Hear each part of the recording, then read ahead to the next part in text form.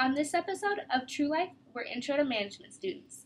Group 5, Annie, Cameron, Emily, and Katie will tell us what it's like to work on group projects, dish on which team members performed poorly or better than expected, explain who the most and least effective group leaders were, and also talk about their experience with group feedback surveys.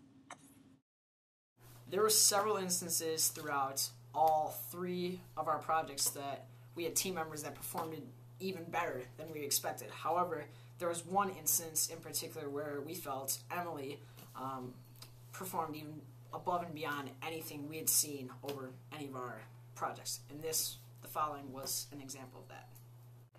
Hey guys, I checked the sign-up schedule for the Business Writing Center, and spots are filling up really fast. I went ahead and made an appointment on Wednesday afternoon just so we could have another set of eyes look at it. The appointment is 3 to 3:30 with Amy if anyone wants to or can come with.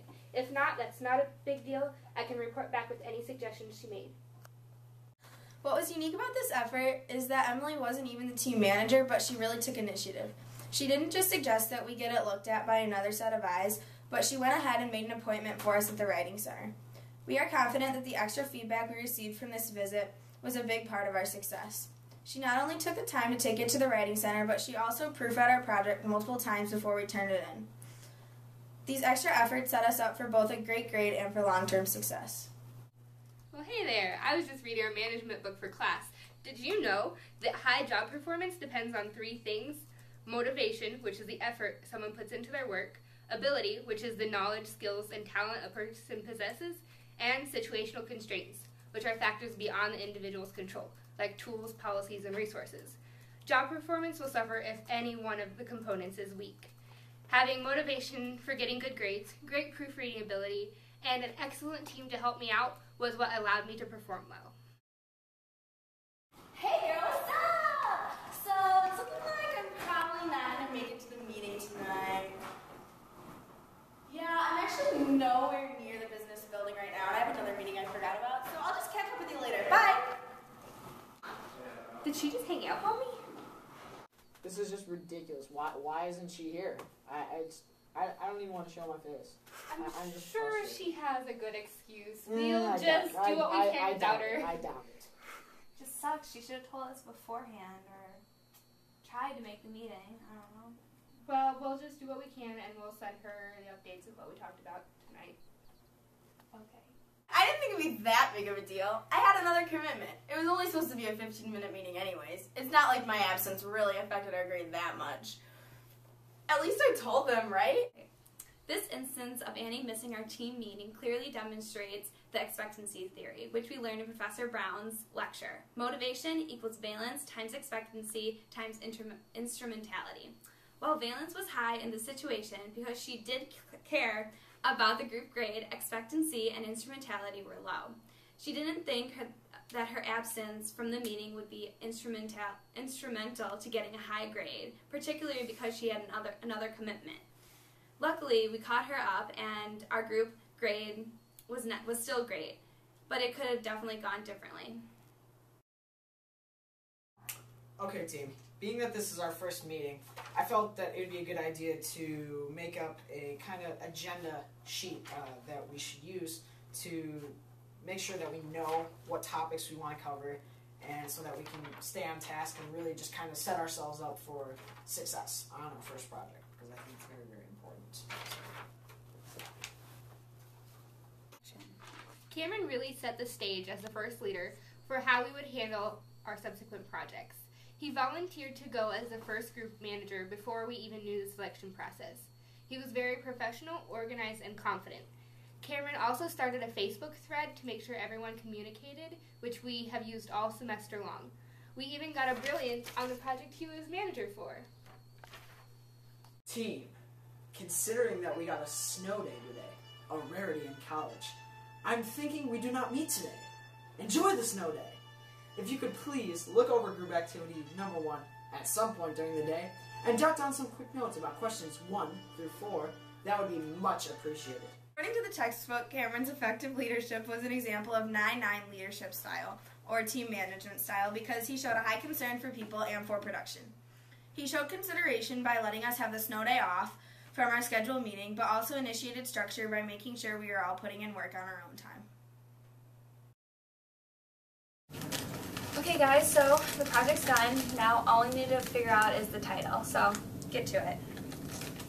I'll give you guys your creative space. The name of our restaurant.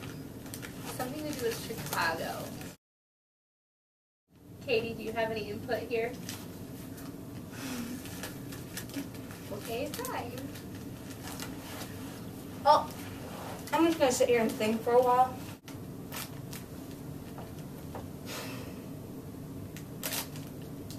You know there's 3 grams of protein in goldfish? Okay. That's irrelevant. One kind of management style is laissez-faire management.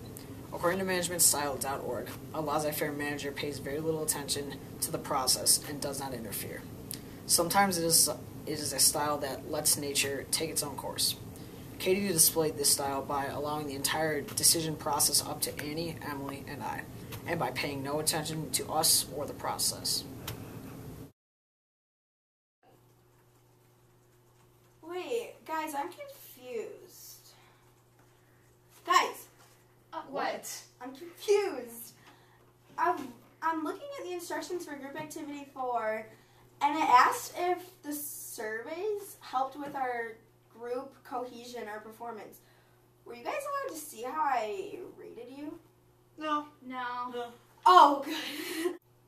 Personally, I think it would have been nice if we would have had a system of being able to see the feedback, so that we could kind of just get together and recap what we thought about each other, how well we did and what we thought we did poorly. Yeah, and in the book, it's talking about the goal-setting theory, and it says that managers should provide frequent and specific and performance-related feedback, and that feedback leads to stronger motivation and effort in 3 specific ways. First of all, it indicates how well we are performing, and it would have encouraged us, if we didn't have a specific or challenging goal in mind, it could have encouraged us to set goals to improve our performance. And then once we meet our goals, our performance feedback could have encouraged us to set higher and more difficult goals. And then finally, feedback, if we had been able to see the feedback, it would have let us know whether we needed to increase our efforts or change our strategies. And I'm sure we had little complaints here and there that we could have changed, and it could have improved our group cohesion.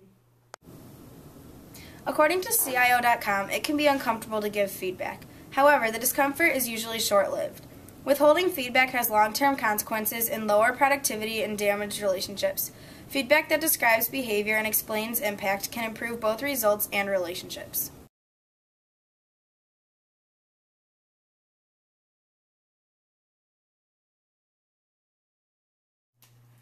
So what was really unique about I'm so bad at being in front of a camera, sorry. Clear. Oh, hey, this is stupid. I've messed up 3 times. Are you even listening? I'm so sorry. That's okay. See, you're not the only one. You're better than me. I mean... Sorry to do that. So I was just going Okay.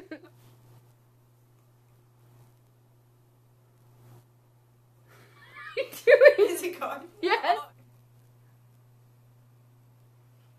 According to the textbook, Cameron's effective leadership was an example of 9-9 leadership, or team management style. So where Wait, but I think we should where are we going with this? So you...